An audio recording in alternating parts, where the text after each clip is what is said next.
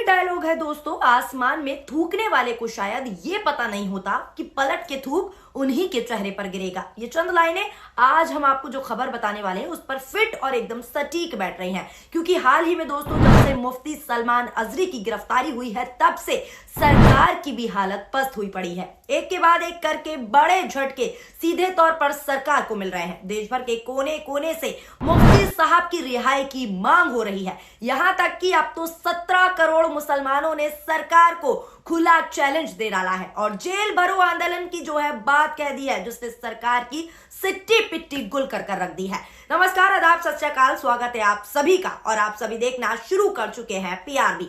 सबसे पहले दोस्तों आपको बता देते हैं, आपको एक तस्वीर दिखाते हैं। एक तस्वीर आप स्क्रीन पर देखिए। ये तस्वीर निकलकर सामने आई है, ये AIMIM का लेटर है, जिसे पढ़कर आपको एक एक बात बताते हैं कि इसमें क्या लिखा है। साथ ही ये भी बताते हैं किन किन राज्यों में मुफ्ती साहब की रिहाई की मांग उठाई गई है। लेकिन उससे पहले लेटर आपको पढ़कर बता देते हैं कि आखिर इसमें ऐसा क्या कुछ लिखा है जो सरकार की टेंशन को पूरी तरीके से बढ़ा सकता है। ये लेटर AIMIM के नेताओं ने पुलिस को सौंपा है। बता दें, लेटर में साफ तौर पर लिखा गया है कि आपसे अनुरोध करते हैं, मुफ्ती सलमान अजरी साहब को गुजरात और मुंबई ATS की टीम ने 4 फरवरी 2024 को बेवजह गिरफ्तार किया है। मुफ्ती सलमान अजरी साहब पर झूठा इल्जाम लगाया गया है कि उन्होंने विशेष समुदाय के भावनाओं को आहत किया है, परंतु उन्होंने गुजरात के जूनागढ़ में जो शेर पड़ा था उसमें उन्हें ना किसी समुदाय के खिलाफ बोला है और ना किसी धर्म के खिलाफ कोई आपत्तिजनक बात उन्होंने कही है। मुफ्ती अजरी साहब जूनागढ़ की तकरीर में किसी एक समुदाय को,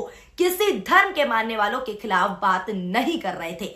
उन्होंने जो है बेवजह जो है उनको फंसाया गया। महाराष्ट्र और गुजरात ATS टीम झूठ बोलकर उनको फंसा रही है। गुजरात ATS द्वारा सुप्रीम कोर्ट के नियमों का पालन न करते हुए मुफ्ती साहब को बिना वारंट के गिरफ्तार किया गया, जिसमें गुजरात ATS ने आपराधिक प्रक्रिया संहिता यानी कि 1973 यानी 1973 के नियम 41 यानी 41 का उल्लंघन किया है। इसीलिए आपसे अनुरोध है कि तुरंत इस विषय पर गौर करते हुए कार्रवाई की जाए और मुफ्ती सलमान अजरी का गुरुवार तक अगर आपने रिहाई नहीं की, उनको नहीं रिहा गया, तो AIMIM के नेताओं ने जेल भरो आंदोलन आह्वान की बात कह दी है। इस लेटर में साफ लिखा है, जिसके बाद शासन और प्रशासन के पूरी तरीके से हाथ पांव जो है फूल चुके हैं। दोस्तों, इस लेटर आने के बाद सरकार कहीं ना कहीं टेंशन में आ गई है और अब सरकार को मुफ्ती साहब की गिरफ्तारी काफी महंगी पड़ सकती है, क्योंकि जिस तरीके से गुजरात के जूनागढ़ में उनको फंसाया जा रहा है ATS की टीम द्वारा,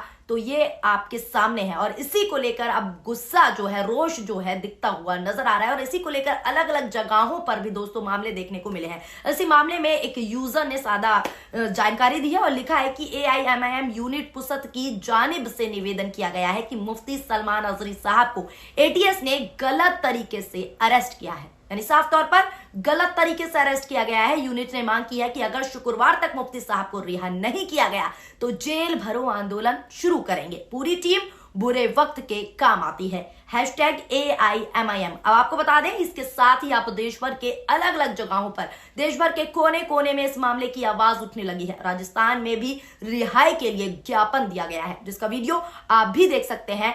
ज्ञापन दे रहे लोग क्या कुछ कह रहे हैं, आप भी सुनिए। कि जो लीड स्पीच के ताल्लुक से, उनके लिए ताल्लुक से कहा जा रहा है, तो क्या इससे पहले हिंदुस्तान में लीड स्पीच किसी राजनेता ने नहीं दी?